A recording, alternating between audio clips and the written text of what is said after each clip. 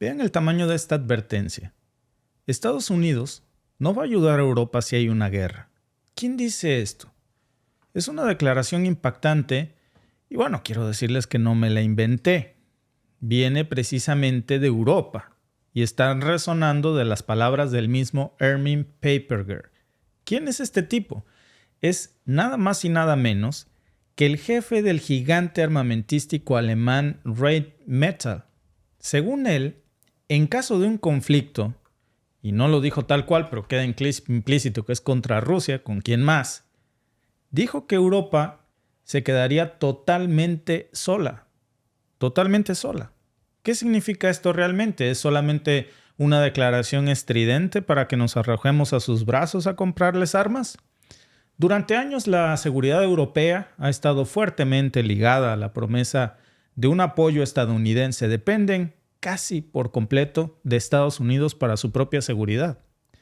Esto no es nuevo, de hecho viene desde el fin de la Segunda Guerra Mundial, hablamos de 1945, cuando el continente estaba en ruinas, la influencia de Estados Unidos precisamente en Europa había sido escandalosamente grande y con la implementación del Plan Marshall en 1948, Europa recibió de hecho desde entonces más de $12,000 millones en ayuda militar.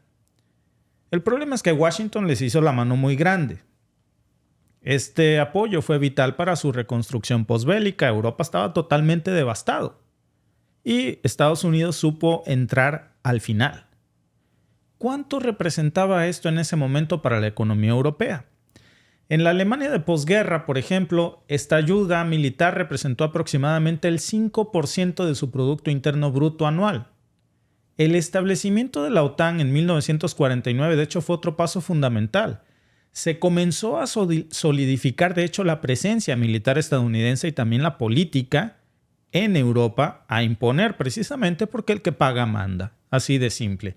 Y este pacto defensivo no solamente fue un símbolo de solidaridad transatlántica, sino que también fue un mecanismo concreto de seguridad colectiva. De hecho, durante la Guerra Fría, ustedes saben que ese compromiso se tradujo en cientos de miles de tropas estadounidenses que pisaron suelo europeo y alcanzaron, de hecho, el máximo número de tropas que se habían visto desde 1980 con alrededor de 350,000 efectivos. ¿Cuál fue el costo de esto? Se estima, de hecho, que el mantenimiento de todas estas fuerzas le costaba a Estados Unidos alrededor de $100,000 millones al año. $100,000 millones por proteger a Europa en términos actuales. Es una cifra descomunal. Después de la caída del muro de Berlín, hablamos ahora de por ahí de 1989, con la disolución precisamente de la Unión Soviética en 1991, la presencia de Estados Unidos continuó creciendo y se convirtió en una constante en la estrategia de defensa europea. Los conflictos en los Balcanes, por ejemplo, en la década de 1990, pues jugaron todavía un papel de reafirmar aún más el protagonismo o la importancia de Estados Unidos como el garante de la seguridad europea. Nuevamente los protegió Estados Unidos. Molesta, pero es cierto. Bueno, a mí me molestaría si fuera europeo. La intervención de la OTAN en Bosnia en 1995 volvió a repetir esta misma historia. Kosovo en 1999, todas esas fueron lideradas por Estados Unidos y demostraron que Europa dependía cada vez más de Estados Unidos para su seguridad militar. El problema es que esta situación hoy parece estar cambiando. En los últimos años, la política exterior de Estados Unidos hacia Europa y hacia Asia y también hacia el Pacífico se ha comportado, de hecho, dicen que es el pivote hacia Asia. Y lo que quieren decir los analistas con esto es que por primera vez durante la administración de Obama se marcó el comienzo de un reenfoque estratégico hacia las preocupaciones que estaban sucediendo ya no en Europa, sino que la prioridad comenzaba a ser otra región, especialmente cuando se veía el ascenso de China. ¿Por qué Estados Unidos comenzó a abandonar gradualmente su interés en Europa como el número uno de la seguridad militar? Pues es muy simple, porque se estaban viendo las crecientes tensiones, por ejemplo, en el mar del sur de China. Había muchas preocupaciones sobre la influencia económica y militar de China y la necesidad también de fortalecer las alianzas con países como Japón, Corea del Sur y Australia. Y todo este pequeño, digamos, resumen de historia para volver a esto. Dice Armin Paperger, Estados Unidos no va a ayudar a Europa si hay una guerra, evidentemente contra Rusia. ¿Se equivoca en esto? Pues no del todo. Precisamente hace poco Trump dijo que por qué debía Estados Unidos seguir pagando por la seguridad europea cuando ni ellos pagan, refiriéndose a países, por cierto, como Francia. Alemania también tienen que estar lidiando con que aporte su 2% hacia la OTAN. Y este cambio se ha visto ahora reflejado en la distribución de muchos recursos, de muchos miles de millones de dólares que, aunque Estados Unidos todavía sigue manteniendo una presencia militar muy fuerte en Europa, tiene alrededor de 64,000 tropas estadounidenses ahí actualmente. Hoy el enfoque y la prioridad ya no es Europa para Estados Unidos. En contraste con esto, por ejemplo, el Indo-Pacífico se ha convertido en una región de mucha importancia para Estados Unidos, ahora sustituyendo a lo que antes era la importancia de Europa. Hay muchas inversiones militares ahí, mucha inversión diplomática, y por eso Paperger dijo en su entrevista con el famoso medio Financial Times que este cambio de Estados Unidos era un giro dramático en la política exterior de Washington y que mandaba un mensaje muy claro. Aunque históricamente Europa había contado con el apoyo estadounidense, este no está garantizado y de manera indefinida. Es un cambio de prioridad que hoy sugiere que en una eventual crisis militar, Europa podría estar sola frente a una potencia como Rusia sin el respaldo estadounidense. Y ante todo esto, ¿qué desencadenó este cambio de enfoque, esta perspectiva tan diferente en lo que hoy cree Europa? Y se equivocan al pensarlo porque, miren, según Paperger, las señales son muy claras y es difícil no estar de acuerdo con él. Hay un cambio precisamente de Estados Unidos para continuar apoyando militarmente a Ucrania. Especialmente hemos visto como en fechas recientes ya no está fluyendo el dinero hacia Ucrania. Y se ha lanzado un mensaje muy grande a Europa. Ya no vamos a pagar por ustedes. Lo dijo tal cual Trump, con esas palabras. Esto no es solamente una cuestión de política exterior. Es un verdadero reajuste estratégico global. Y la preocupación de Paperger no es falsa. Europa, de hecho, tiene un desafío enorme de seguridad que está evolucionando rápidamente y que requiere una respuesta autónoma y también muy grande. Fíjense lo que dijo precisamente en una entrevista recientemente. Because war is highly unpopular in this part of the world. Europe doesn't know how to fight wars. Production of weapons is not the most popular area of business. Europa no sabe defenderse ante una guerra y dice necesita fortalecer su industria de defensa, desarrollar capacidades propias, crear su propio conglomerado militar que pueda competir a nivel global. Pero, ¿cómo se traduce esto en la práctica? ¿Quiere decir que cada vez Europa ve a una OTAN sin mucho sentido? Estas empresas, porque al final se trata del líder de una empresa armamentista que lo que quiere es vender armas, eso no hay que perderlo de vista, pero Rheinmetall, de hecho, está en la vanguardia de producción de armas en Europa. Está fabricando equipos muy avanzados como vehículos de combate y, por supuesto, drones. Y la clave de esto está precisamente en que hoy Europa está buscando consolidar sus recursos para crear su propia industria de defensa que no solamente sea un componente, sino que también sea competitiva, porque hoy todas las armas, o mayoritariamente las armas que tiene Europa, las compra Washington. Y esa visión de Europa, de una Europa autosuficiente en defensa, no es nueva de hecho, pero ha cobrado mucha urgencia. Y este análisis de hecho sugiere que el continente necesitaría al menos una década para alcanzar una capacidad de defensa autónoma. Y eso quiere decir que en estos momentos, como lo aceptó las fuerzas británicas la semana pasada, recuerdan que salió un alto comandante y dijo no le duraríamos a Rusia ni siquiera 2 meses en municiones. Y por eso vemos esta advertencia de Paperger, que es, por ejemplo, un llamado a la atención, sí, pero también no escapa mucho de la realidad.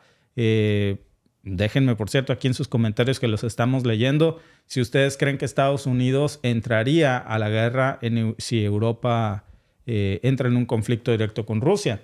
Imposible no recordar, Alba, las palabras de Trump de hace apenas unos meses en donde dijo el que no pague todo lo que le debe a la OTAN se lo vamos a echar a Rusia. Órale, ¿qué por ellos? Sí, así como de prácticamente el que no pague a la guerra. Sí, le vamos a decir a Rusia que... Vulgarmente se diría a los perros, no, pero le vamos a decir a Rusia, cóbrale. Sí, Cóbrate. ¿No?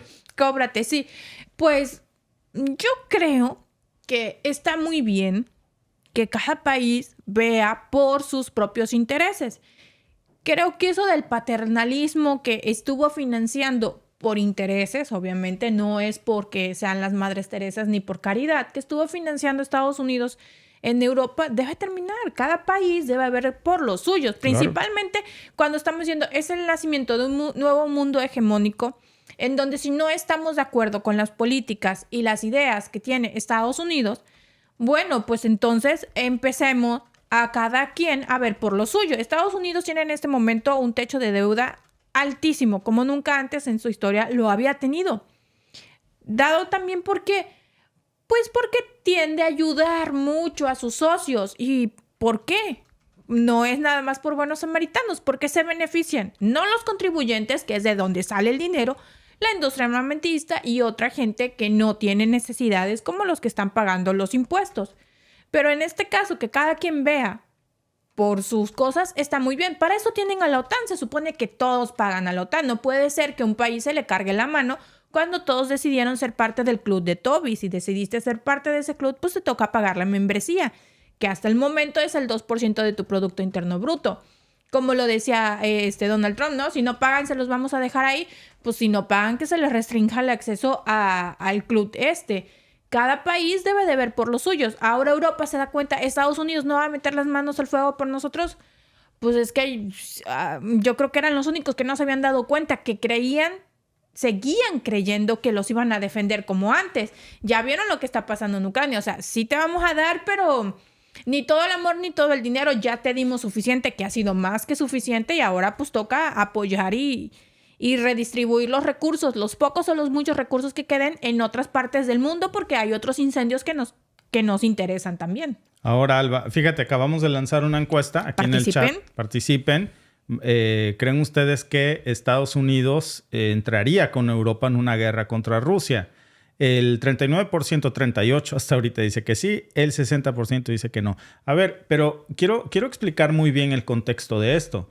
Una cosa es, ¿creen que Estados Unidos apoyaría a Europa? Y la otra es si entraría directamente en la guerra contra Rusia. Y aquí hay que hacer una distinción. Claro. Estados Unidos se la sabe perfectamente. Estados Unidos nunca entra a ninguna guerra directamente hasta el final. Siempre usa máscaras. Sí, entra hasta el final cuando ya sabe cómo va pintando la cosa para no perderle. Es como... Para ser victoriosos. Entra en el último relevo para llevarse la foto del triunfo. Sí, y para ver si le conviene, y claro, para que el resto se desgaste, para que las economías de los demás sean las primeras en caer y puedan sostener una economía ellos de guerra vendiendo en lugar de desgastándose. Esto tradicionalmente ha sido así. Digo, ejemplos sobran. Es el modus operandi. ¿Qué pasó en la Primera Guerra Mundial, por ejemplo?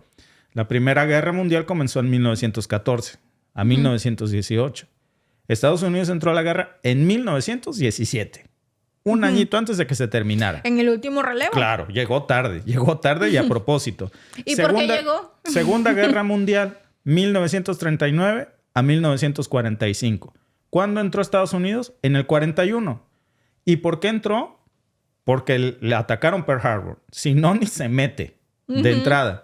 Guerra de Corea, por ejemplo, 1950-1953. ¿Cuándo entró Estados Unidos? Tarde, después de que las fuerzas norcoreanas ya habían invadido el sur y capturado Seúl. Si no, no se mete. Guerra de Bosnia, por ejemplo, 1992 a 1995. ¿Cuándo entró Estados Unidos a la guerra? En el 95, cuando ya se había terminado, casi estaban levantando la fiesta. Guerra de Kosovo, 1998 a 1999. ¿Cuándo entra Estados Unidos al conflicto? En el 99. Es decir, es una larguísima tradición la que se ha sostenido guerra tras guerra de entrar al final. No es lo mismo apoyar que entrar a la guerra. Por eso no es del todo descabellado precisamente lo que hoy está planteando. Está aprendiendo de historia. Yo creo que ahorita les está tocando leer ese libro en la prepa y dijeron, ah, caray, está medio raro este patrón. Mira, Mira tú, guerra mundial, la número 1, la número 2, luego la guerra de Corea, Bosnia, Kosovo. No nos la irá a aplicar tú. Pues ya es tradición. No vaya a ser el diablo, No vaya entonces. a ser. Pero qué bueno que no están yéndose con el canto de la sirena de pero contigo es diferente. Pero contigo es diferente. Yo no sé tú qué me das, Europa, que no te puedo decir que no a nada. ¿De qué se Toma, ríe? chango, tu banana. ¿De qué se ríe? Nada, ya no se puede uno reír. No, pues qué bueno que están poniendo sus barbas a remojar, que están leyendo el libro de historia. Porque obviamente, o sea, no es lo mismo a que te manden armas, que te manden dinero y que a ti te toque poner los muertos, claro. te toque recibir la peor parte. Ya al final, nada más como para no verse tan mal, entra. No es lo mismo vender armas que entrar a la guerra. Son cosas Sí, muy diferentes. porque Vender una armas cosa es es el negocio. negocio. Entrar en una guerra es el desgaste.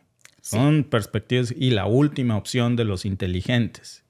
La encuesta, ¿creen que Estados Unidos entraría con Europa en una guerra contra Rusia? La cerramos, 69% dice que no. El 30% dice que sí. Y bueno, si los números no nos cuadran, echen en la culpa al INE con el otro 1% por ahí perdido. Pero realmente El otro 1% no sabe. no sabe. Vamos a dejarle así para que O cuadren. no quiso contestar. Parece que Rusia le ha puesto toda la carne al asador en los últimos 3 meses. Pero este apenas es el principio de una escalada de su verdadera tecnología militar. En los primeros 3 meses del 2024, de hecho, hay reportes serios ya de que la capital ucraniana fue blanco de un ataque sin precedentes en todo el conflicto. ¿De qué estamos hablando? Más de 180 drones y misiles lanzados en su propia dirección hacia Kiev, pues. Y entre esos, 16 eran cohetes hipersónicos. De esos, a su vez, 5 misiles 3 M22 Zircon y 11 KH-47M2 Kinzhal. ¿Qué tan poderoso es este tipo de ataques? Cuando hablamos precisamente del alcance y del poder militar de estos misiles Zircon y Kinzhal, estamos tratando con la vanguardia de la tecnología militar rusa. Los Zircon son conocidos de hecho por su capacidad de volar a velocidades que se conocen hasta Mach 9 y hacen que interceptarlos sea prácticamente imposible. Desafía todas las lógicas de la física para interceptarlos. ¿Por qué es tan difícil entonces detenerlos? A pesar de toda la tecnología que la OTAN le ha dado a Ucrania. Porque se mueven de hecho a más de 11,000 kilómetros por hora y combinan una velocidad extrema con una maniobrabilidad que logra burlar los sistemas de defensa aérea de la OTAN que ya están en Ucrania. El 7 de febrero, de hecho, la utilización del Zircon, que es este misil hipersónico contra Kiev, no fue solamente un ataque sorpresa, fue una verdadera demostración de fuerza que marcó toda una escalada significativa en las tácticas ofensivas de Rusia. Y eso está hoy cambiando el contexto de la guerra en Ucrania. A partir de ahí, a partir de ese momento, vimos un cambio hacia el uso de las armas más avanzadas y difíciles de contrarrestar de Rusia. Y por supuesto, eso presionó a las fuerzas ucranianas y a sus aliados a buscar respuestas efectivas rápidamente. Por un lado estábamos hablando de que los Kinzhal, que vuelan a una velocidad hipersónica de Mach 10, Mach 9 a Mach 10, pueden alcanzar objetivos a 2,000 kilómetros de distancia y también pueden de hecho portar ojivas nucleares o convencionales. A pesar de todo su poder destructivo, Ucrania dijo que logró derribar algunos de estos misiles con sistemas de defensa antiaéreos de la OTAN o llamados Patriot. Es un hecho que no se había confirmado, pero ¿cómo es que esto pudiera haber sido posible por parte de Ucrania si esto fuera cierto? Los sistemas Patriot, que son conocidos porque tienen amplias capacidades mejoradas de radar e intercepción, han probado ser capaces en algunas ciertas circunstancias para detectar y destruir este tipo de proyectiles hipersónicos.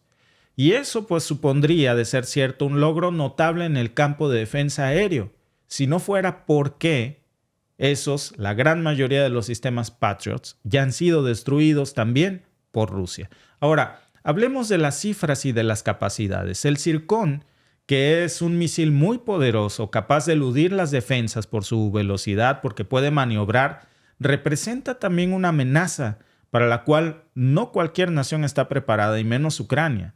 El hecho de que Ucrania haya dicho que logró interceptar algunos de los misiles Kinzhal con los sistemas de defensa Patriot y que acto seguido Rusia pusiera atención en sus blancos a los sistemas Patriot y los derribara, nos dice mucho acerca del cambio en el frente de batalla. ¿Qué más lanzó Rusia además de esto?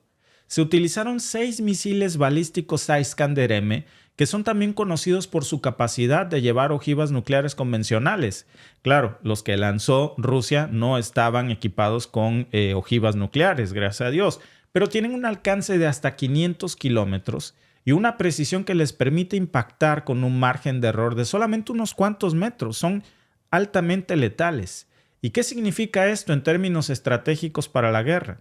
Significa que pueden atacar objetivos específicos dentro de Ucrania con una altísima probabilidad de éxito, desafiando las capacidades de intercepción que la OTAN le ha dado a Kiev. Estos 3 misiles de crucero, los Kh-69, aunque menos conocido que otros en el arsenal ruso, de hecho son muy importantes por su diseño tan sigiloso y porque tienen una capacidad de vuelo a muy baja altitud. Y eso lo que hace es que dificulta su detección por parte de los radares enemigos. Tienen también una carga útil considerable que puede causar un daño letal a la infraestructura crítica ucraniana y a puntos estratégicos. Estos 113 misiles Kh-101 que Rusia lanzó, con un alcance de hasta 2.500 kilómetros cada uno, nos habla acerca de la capacidad de volar a altitudes extremadamente bajas para evitar que los radares los detectaran, como son sus características, y además están incorporando ahora tecnología de punta para lograr su evasión. Y esto nos está mostrando una nueva hazaña de la tecnología militar, porque nos está revelando un enfoque en la minimización del riesgo de intercepción, que no solamente está asegurando que los proyectiles rusos alcancen sus objetivos. Además de esto, vimos cómo se desplegaron otro tipo de armamentos, como el misil de crucero Kalib, que fue empleado precisamente en uno de los ataques que lanzó Rusia en este primer trimestre del año, y eso todavía le añadió otro nivel a la campaña ofensiva que está lanzando hoy el Kremlin, muy conocido por su uso en los conflictos, por cierto, anteriores. Por ejemplo, este tipo de misiles se usó ya en Siria, se usó en otros conflictos. Hablamos del Kalib, que pueden lanzarse incluso desde submarinos, desde barcos rusos superficiales, y también se pueden lanzar desde aviones. Y eso le está dando a Rusia una versatilidad operativa muy importante. ¿Cuál es la importancia en el contexto de Ucrania? Bueno, el hecho de que hoy en este corte del primer trimestre del año se estén reportando en varios medios de comunicación, por cierto, occidentales, el corte de todo el nuevo armamento que Rusia está sacando y que antes no lo había hecho, nos habla de un verdadero cambio en el frente de batalla. No solamente se quedó ahí. Después de estos misiles, Rusia también desplegó 48 drones suicidas iraníes de los conocidos como los Shahed. Y esto, pues evidentemente, marcó el inicio de una colaboración militar muy estrecha de Irán con Rusia. Fue la manera en la que Rusia le hizo saber al mundo que ahora tiene otro poderoso aliado en la guerra, que es Irán. Estos drones, que son por cierto conocidos por su uso en ataques contra objetivos en Medio Oriente, y que Irán los había ocupado mucho, son capaces de llevar explosivos y realizar ataques kamikazes contra infraestructuras, contra vehículos blindados. Hablamos, por supuesto, tanques de guerra, agrupaciones de tropas. ¿Y por qué Rusia ahora está utilizando estos drones iraníes? La clave evidentemente está en el costo-beneficio. Son demasiado baratos y su capacidad de saturar las defensas enemigas al ser difíciles de detectar y destruir debido a su tamaño y perfil de vuelo es muy considerable. Incluso cuando habláramos de su intercepción, imagínense qué tan inteligente sería estar utilizando sistemas de defensa Patriot para interceptar, que son carísimos, para interceptar algo tan barato como un dron de $5,000. Y luego simultáneamente Estamos hablando de una guerra de desgaste, pues, que está provocando Rusia en Ucrania, en donde Rusia está precisamente buscando eso, abrumar los sistemas de defensa aéreos de Ucrania. Por eso hay que ser muy cuidadosos cuando vemos estas notas de que de 30 drones kamikaze que Rusia lanzó ayer, por ejemplo, Ucrania logró interceptar 29. Suena como una nota bastante exitosa, pero realmente de lo que estamos hablando aquí es de una estrategia militar de desgaste, de mandar drones kamikazes de $5,000 para agotar los sistemas de defensa Patriot que son costosísimos, Alba. Así es. No, como que no es una guerra muy redituable cuando vemos este tipo de notas. Obviamente, es muy redituable tener los sistemas Patriot o Patriot que les decíamos que hace unos días Zelensky salió y dijo que necesitaban municiones, que les habían mandado los Patriots, pero que no les habían mandado las municiones, que entonces, ¿qué necesitaban? Pues sí, las pocas que tenía ya se las acabaron. Exacto. Entiendo que necesitan pues resguardarse de los misiles que están enviando, de los drones kamikaze de $5,000, pero creo que no los Patriots utilizar. Un Patriot vale $1,000 millones cada armamento. ¿Cuánto valen las municiones que tienen muy escasas, que no les han mandado para utilizarlas para derribar drones de $5,000? Yo creo que necesitan otro tipo de aparatos, otro tipo de tecnología que sea más redituable y dejar los Patriots para derribar cosas con un valor mayor, claro, para que sea una guerra, digamos, un poquito más sostenible, porque si no se vuelve por ejemplo, un misil hipersónico. Exacto, porque si no se vuelve una guerra en donde estás desperdiciando, por así decirlo, armamento sumamente costoso en cosas que son sumamente económicas. Porque hablando del valor de la guerra, un dron kamikaze de $5,000 es prácticamente nada en los términos de guerra. Para mí $5,000 es mucho, ¿va? Pero para ellos en términos de guerra $5,000 es nada. Claro. Ahora, Alba, la cuestión es esta nota que hoy está circulando ya por todos los medios del corte de los primeros 3 meses, 180 armas sumamente letales de tecnología de última generación, como 5 misiles hipersónicos, por ejemplo. ¿Ese es el peor escenario que va a vivir Kiev en los próximos meses? Lamentablemente, amigos, si miramos el arsenal disponible del que dispone Rusia, está muy, pero muy lejos de ser el peor escenario que verá Rusia, lamentablemente Ucrania, en los siguientes meses. Sobre todo si analizamos qué tipo de tecnología de última generación Rusia se está guardando y aún no ha empleado en Ucrania. No se ha visto el despliegue de muchas de las armas realmente poderosas que se está guardando el Kremlin. ¿De qué hablamos? Hablamos de las tecnologías que Rusia ha retenido y que se encuentran, por cierto, entre ellos armas muy poderosas como los sistemas de misiles de última generación, como el Sarmat, un ICBM, conocido por sus siglas, pero significa misil balístico intercontinental de nueva generación, que tiene capacidades de carga múltiple y que puede transportar incluso ojivas nucleares a cualquier parte del mundo. También está, por ejemplo, el sistema de misiles antibuques Zircon, que se opera a velocidades hipersónicas y que puede eludir las defensas aéreas debido a su velocidad y a su altísima maniobrabilidad. Hablamos también de otra tecnología que Rusia no ha sacado aún, como tanques de guerra avanzados, aunque es cierto que Rusia ha utilizado tanques como por ejemplo el T-72-3B3 y el T-80. Una realidad es que no se ha visto ni de broma que se desplieguen tanques más modernos como el T-14 Armata en Ucrania. A pesar de que por el lado de Ucrania sí se están despegando los tanques de última generación estadounidenses como el Abrams. En el caso de Ucrania, no se ha visto la incursión rusa de los tanques T-14 Armata, que son distinguidos porque tienen una torreta no tripulada y sistemas de control avanzados. Y esto les ofrece una mayor protección, una altísima tecnología, más movilidad, más poder de fuego. Rusia tampoco ha desplegado sus aviones de quinta generación, aunque se han observado ya cazas como el Su-35 y el Su-57 en la región, pero el uso operativo del Su-57, por ejemplo, que es un caza de quinta generación de Rusia, ha sido muy limitado. Y este avión le ofrece precisamente las capacidades avanzadas de sigilo, agilidad y otras circunstancias, por ejemplo, con las que estaría compitiendo frente a aviones como, por ejemplo, el F-35 estadounidense. No hemos visto que haya un despliegue equivalente del lado ruso.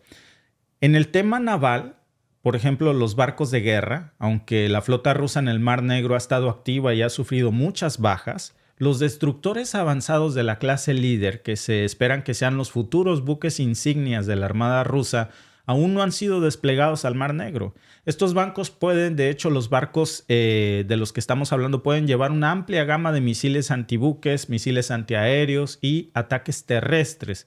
Después estamos hablando también de sistemas de defensa aérea y misiles antiaéreos que Rusia no ha desplegado hasta este momento, mucho más allá de los S-400 que se utilizan para la defensa aérea. Rusia se ha negado a desplegar su sistema de misiles antiaéreos S-500 Prometheus, que es el más avanzado del mundo en su tipo y que está diseñado para interceptar objetivos balísticos y aerodinámicos a grandes alturas.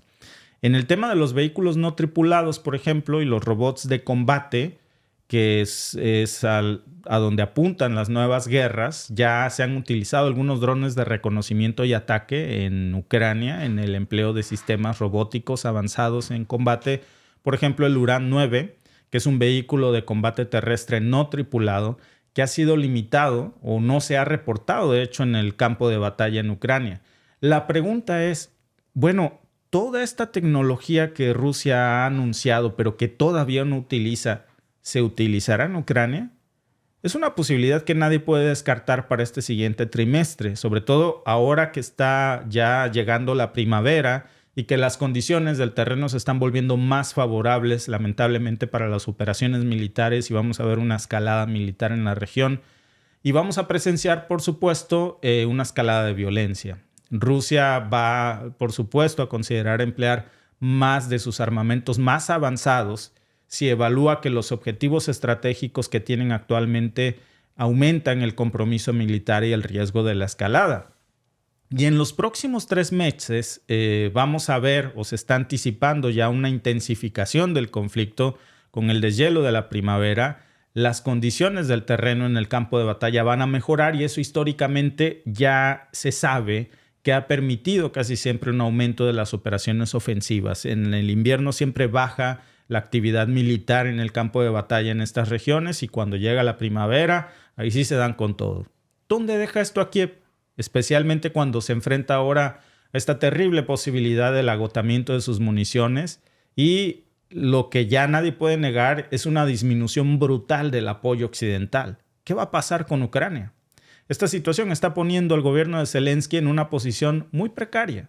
La necesidad de municiones y el apoyo continuo es muy crítica para Kiev y cualquier disminución en la ayuda occidental va a impactar significativamente en la capacidad de Ucrania para poder sostener sus líneas defensivas. Esa es una realidad. Y la especulación sobre una ofensiva militar a gran escala por parte del Kremlin, que va a ser algo definitivamente que no se había visto, analizando los patrones que hemos visto en conflictos anteriores en la estrategia militar rusa, pues nos habla de que seguramente vamos a ver una escalada frente a lo que se percibe como una debilidad o una ventaja o un área de oportunidad para que se genere el clima perfecto del es ahora o nunca en el campo de batalla. La pregunta entonces no es si va a haber una escalada, sino en qué medida y cómo va a responder Ucrania, si le es posible responder, hasta dónde va Rusia a seguir aumentando el despliegue de su equipo militar de última generación, su última tecnología, o hasta dónde va a intentar terminar este conflicto con los fierros viejos que ya tiene Alba. Así es. Quiero empezar haciendo una corrección, una fe de erratas. Me equivoqué en el costo de los Patriots. Es humanos equivocarse y también reconocerlo. No son 1,000 millones, son 10 millones por Patriots que están utilizando. Los misiles cuestan más de $100,000 por misil. La información que pueden corroborar en Google. ¿Pero cuánto cuesta un dron iraní? $5,000. Ajá. Entonces sí, dije mal el costo del Patriot, como lo quieran llamar. Me disculpo por eso, corrijo la cifra. 10 millones por Patriot o Patriot de los que tiene Ucrania. Pero mira qué bueno que tocas ese tema, Alba, porque 10 millones contra un equipo de $5,000 Sí. es un sinsentido. El misil más económico que utilizan para el Patriot, según Google, cuesta $140,000. El que avientan para interceptar los drones de $5,000. Ahora, si es verdad que un Patriot de esto, si es verdad, no lo sabemos, que logró interceptar, por ejemplo, un Zircon, un misil hipersónico, entonces estamos hablando de una alta efectividad y de un buen costo-beneficio en uno. En uno de los 5. Sí. O sea, los otros 4 fueron imparables. No es algo que esté confirmado, pero bueno. Sí, no, y luego dices, si utilizas un misil de más de $100,000, que es los que están utilizando para los sistemas Patriot, para parar drones de $5,000, no sale como que muy redituable. Entonces, para parar un Zircon de esos que dices tú, está súper, porque son más costosos. Claro. Pero luego decían, no, pues es que Rusia está sacando toda la chatarra vieja. Pues con toda la chatarra vieja le está dando muchos problemas a toda la tecnología supuestamente moderna y de primera punta que le habían dado a Ucrania, como los famosos Leopard que le había mandado Alemania, los famosos Abrams que le había mandado a Estados Unidos, que luego cuando capturaron uno de los rusos, que les presentamos aquí el video, que se mete un soldado y que dice, pues es que esto no es nada de lo que le habían dicho. Luego salieron a decir de la parte estadounidense que es que justamente para evitar que la tecnología de punta cayera en manos rusas, entonces que le habían quitado blindaje, que le habían quitado tecnología, que le habían quitado bolsas de aire, radio, todo, sí, para evitar que cayeran. Entonces los hicieron menos efectivos y por eso son más fáciles de capturar. Muchas gracias a nuestro amigo David Gómez por comentar. Dice, la OTAN es lo que quiere, que Rusia muestre sus armas en Ucrania para ver lo que se van a tener si ellos entran en una guerra directa con Rusia, ¿sí? Pero pues es que así llevan 2 años, viendo como qué arsenal tiene, qué tácticas está utilizando Rusia. Por eso les decía la vez pasada, suena muy cruel, y es muy cruel y es muy duro. Pero Ucrania es el laboratorio de la OTAN para una guerra con Rusia. No es que les importe Zelensky ni los ucranianos de a pie, que son los que están sufriendo. Zelensky, no, obviamente a todos nos queda claro que es un negocio redondo para él, pero no para los ucranianos, no para la gente de a pie, no para la gente que ha perdido familia, que ha perdido su casa, que están desplazados, no. Ucrania es el campo de guerra en donde Ucrania pues le tocó ser el experimento de la OTAN porque Zelensky se prestó a ser el títere. Sí, dice nuestra amiga Lourdes Rodríguez, en varios países piensan que las armas de Rusia solo tienen chatarra y que su ejército es malo. Es que están mandando la chatarra. Chatarra que funciona muy bien y que ha logrado tener un impacto muy grande sin usar sus armas de última generación. Y a lo que está intentando forzar, por lo menos, para que esta inversión en Ucrania reditúe un poco para Occidente, lo que se está esperando es provocar a Rusia precisamente para que use sus armas de última generación y saber, oye, yo ya te mostré mis cartas, ya te mandé los Abrams, ya te mandé los Leopards, ya te mandé... No se me hace justo. Sí, ya te mandé, por ejemplo, los Patriots, pues yo ya me quité la ropa, ¿vas tú? ¿No?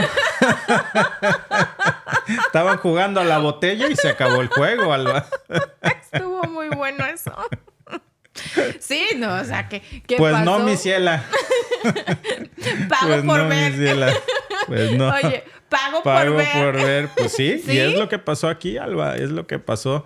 Es parte del juego de guerra, precisamente de lo que estamos viendo hoy aquí, en donde lamentablemente están sufriendo muchas personas inocentes. ¿Por qué Estados Unidos sigue enviando armas a Israel, especialmente durante los conflictos armados con Gaza, mientras que pide paz? La razón podría ser más compleja de lo que parece a simple vista, pero también expone una de las mentiras más grandes del año. Según reportes, el paquete de ayuda reciente a Israel por parte de Estados Unidos asciende a la grosera cantidad de $25,000 millones.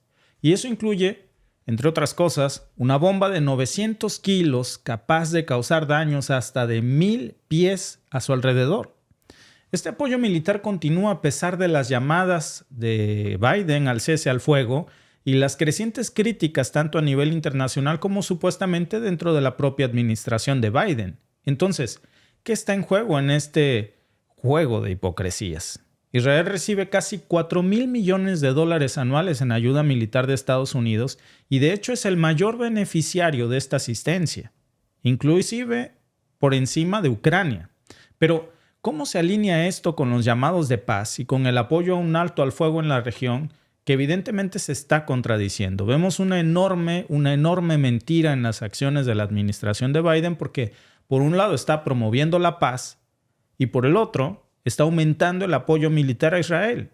Este comportamiento se interpreta fácilmente como un intento de mantener el equilibrio en una relación históricamente compleja con puras mentiras, donde la política interna está jugando un papel crucial y Biden está más preocupado por un discurso de papel para poder recuperar electores frente a su posible reelección, a pesar de sus desacuerdos previos con Netanyahu, en donde hoy vemos que en la realidad se está alineando firmemente con Israel tras los ataques de Hamás, y la opinión pública y la presión internacional están creciendo muchísimo y han cambiado bastante, especialmente después del creciente número de víctimas que Israel causó en Gaza, superando las 32,000 personas, los 32,000 cadáveres, en su mayoría de mujeres y de niños. La política estadounidense hacia Israel no solamente hoy es un tema de relaciones internacionales, sino que también la administración de Biden tiene profundas implicaciones aquí. Aproximadamente el 75% de los demócratas están criticando la guerra de Israel y piden restricciones en la ayuda y exigen a Israel un cese al fuego. Pero mientras esto está pasando, también vemos un doble discurso y una hipocresía en la administración de Biden, cuando al mismo tiempo, tal como lo dice la comunidad árabe, que acusa a Biden de hipocresía, están vendiendo miles de millones de armas sumamente letales en secreto. Y eso está reflejando precisamente la indecisión de muchos votantes estadounidenses en las primarias demócratas que le están pasando la factura a Biden. Y la pregunta del millón es, ¿cuál es el verdadero costo de este apoyo continuo a Israel para la administración de Biden? Más allá, no hablamos solamente del precio financiero.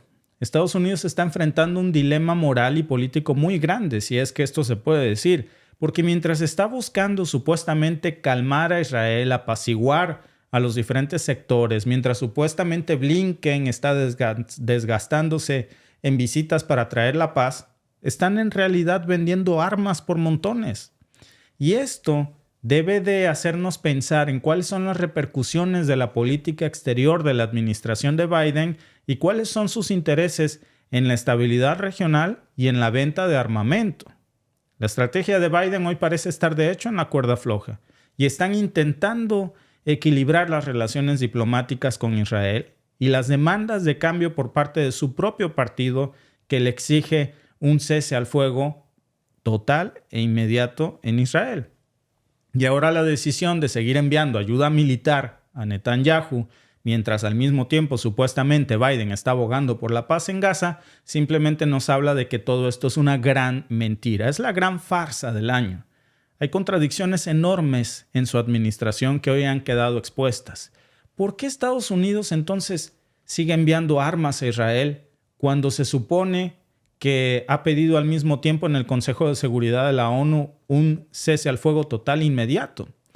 La respuesta a esto evidentemente es histórica y radica también en la política. De hecho, desde la fundación de Israel en 1948, Estados Unidos fue uno de los primeros en reconocer su soberanía de Israel y desde entonces, pues básicamente todos los presidentes estadounidenses han mantenido un apoyo incondicional hacia Israel, independientemente de sus relaciones personales con los líderes israelíes. Y ahora, aunque Joe Biden y Netanyahu han tenido sus diferencias muy grandes, la política estadounidense no ha cambiado más de lo que debería cambiar en la práctica. ¿Por qué la insistencia entonces en el apoyo militar? La respuesta es una encrucijada política. Estados Unidos, por supuesto, teme que el conflicto se extienda más allá de las fronteras de Gaza y le preocupa mucho que otros actores regionales, como por ejemplo Hezbollah, los hutíes y sobre todo Irán, que podría profundizar su involucramiento en el conflicto después de los ataques que vimos apenas hace unas horas por parte de Israel. Y todas estas posibilidades ponen a Israel en una posición de mucha vulnerabilidad, justificando, en la perspectiva de Biden, el continuo soporte militar a Netanyahu a pesar del exterminio étnico que está haciendo en Gaza. Y en Israel la situación también es bastante complicada porque a pesar del apoyo externo, Netanyahu enfrenta mucha, pero mucha presión interna. Hay protestas masivas que exigen ya su renuncia, no están de acuerdo los israelíes con él. Se han intensificado precisamente las protestas después de los incidentes violentos y de las decisiones políticas tan controversiales. Y todas estas manifestaciones nos están reflejando un descontento enorme con la dirección del gobierno y también con el deseo de un cambio de liderazgo pronto en Israel, sobre todo después de las acciones consideradas extremas o fallidas durante el conflicto. Por lo pronto, Netanyahu está permaneciendo en una posición intransigente. Dice que no le interesa lo que opinen ni las Naciones Unidas ni la Corte Penal Internacional, que él sigue con su ofensiva en Gaza, y ha descartado la posibilidad también de elecciones anticipadas y se ha concentrado en las estrategias militares de un verdadero exterminio étnico. Por ejemplo, la ofensiva en Rafah, que es una región de Gaza densamente poblada, en donde básicamente hay campos de refugiados. Y esta situación pone de manifiesto la delicada balanza entre las aspiraciones militares y las preocupaciones humanitarias con Estados Unidos. Por cierto, finalmente, aquí en Canadá se aprobó la semana pasada, Alba, un acuerdo que tanto se esperaba, porque había muchos reclamos de canadienses de un doble estándar, de un doble rasero, porque por un lado de hipocresía. Sí, porque por un lado Justin Trudeau estaba condenando los ataques de Israel, pidiendo un cese al fuego inmediato, pero se había descubierto que por otro lado estaba vendiendo miles de millones de dólares de material bélico a Israel. En su defensa originalmente dijeron que era material militar no bélico. Pues, ¿qué puede ser eso? ¿Curitas? Ni las resorteras, porque le pones una piedra y le atinas bien a alguien en la cabeza y lo matas. Claro. O sea, por favor, no nos hagamos, no somos niños pequeños que puedas manipular para que te crean una historia tan falsa. Pero finalmente... Como esa, pero finalmente se detuvo. Y qué bueno que se detuvo, porque ya basta de tener este doble discurso como lo tiene Biden y como lo tiene el cínico de aquí. No puedes decir, ay, es que me duelen mucho los palestinos y le estás vendiendo a Israel millones de armas. Si realmente te duelen tanto las vidas palestinas y te duele tanto la destrucción que se está ocasionando y las muertes, no vendas armas. Sé congruente con tu dolor que dices expresar y con tus acciones, porque lo que se está viendo es completamente diferente. Para la foto condeno los ataques, pero debajo del agua le vendo. Entonces, ¿dónde está el doble discurso siempre de los políticos? Qué bueno que se descubrió aquí en Canadá, qué bueno que se paró eso, porque no podemos ya seguir con el mismo cinismo de Justin Trudeau, porque vaya que hay gente cínica, pero se está posicionando en los primeros lugares de la fila. Bueno, me parece que ya lo superó Biden por mucho, porque por Pues lo es menos que... aquí se hizo algo y cada arma que deje de venderse va a salvar vidas. Claro. Va a salvar vidas. De hecho, tengo aquí la nota abierta y fíjate, dice, esta nota es, por cierto, del 19 de marzo y dice: Canadá va a suspender la exportación de armas a Israel. El Ministerio de Exteriores de Canadá ha confirmado este martes que Ottawa suspenderá la exportación de armas a Israel después de que el Parlamento aprobase una moción no vinculante con esta misma petición en el marco de la ofensiva de Israel sobre la Franja de Gaza. La ministra de Exteriores y Relaciones, Melanie Joly, ha señalado en declaraciones al diario Toronto Star que la medida es una realidad en respuesta a su homólogo israelí, que ha tildado de lamentable la decisión en la red X, antes Twitter. Y con esto, pues lo que se espera, Alba, es que haya un efecto dominó, esperemos, que haya otros países en que también aprueben este tipo de mociones. Israel salió y dijo que esta moción era meramente simbólica y lamentable, porque Canadá no estaba vendiendo material bélico a Israel, pero sí militar. Entonces... Pues es que todo lo militar se convierte en bélico, claro, Alba. No le creo a Netanyahu y no le creo a Justin Trudeau. O sea, ya tendría que ser uno muy ingenuo para quererle a los dos. Pero afortunadamente se aprobó. Claro. Digo, esto más allá de Trudeau, ¿no? En el Parlamento se aprobó. Qué bueno. Qué bueno, Sí. porque si no, seguiría con su doble discurso de que sale casi llorando y vemos esto. Y pues qué bueno también. Ojalá en Estados Unidos se pare porque se tiene que parar a Netanyahu. Sí. Y que más naciones tomen este tipo de medidas, Salva, porque es lo que urge. Independientemente de si muy en el fondo tienen su corazoncito con tal o cual gobierno, pero se están perdiendo millones de vidas. Y Sí. cada arma que se deje de vender en estos momentos a Israel es salvar vidas inocentes. Así como tal. Porque ya no hay una guerra, Alba. Eso no es una guerra, eso No. es un exterminio. Exterminio ¿Contra qué étnico. ejército está peleando el ejército israelí? Por cada tanque israelí que entra a Palestina, ¿con qué equivalente se encuentra? Con un hospital, con una escuela, con civiles Con un campo de inocentes, con refugiados. campos de refugiados. Con camiones de comida, de ayuda humanitaria. Es con lo que se encuentra. No hay un ejército del lado palestino. Nada. Que dicen, hay terroristas. Ok. Entre los 30 y tantos mil que han matado, 40 y tantos mil, ¿cuántos de esos son Y terroristas? en estos momentos no quedan más que escombros. Y entonces la lógica es, debajo de los escombros y en esos hospitales se están escondiendo miembros de Hamas. Entonces la respuesta de Israel es, entonces vamos a demoler todos los hospitales, todos los campos de refugiados, que no quede nadie vivo y así se acaba. Es como si tú quisieras combatir el cáncer de una persona matándola y así se acaba el cáncer y matas a la persona completa Claro. también, tal cual. Es lamentable, amigos, sobre todo Terrible. lamentable la postura que hemos descubierto que ha sostenido la administración de Biden, porque mientras por un lado casi nos tragamos el cuento del Consejo de Seguridad de la ONU, por el otro siguen vendiendo armamentos y enviando bombas sumamente letales a Palestina, a Israel, para que ataquen Palestina. Y esto es súper lamentable. Muchas gracias, amigos, por conectarse a nuestro podcast y nos vemos en el siguiente. Adiós. Hasta luego.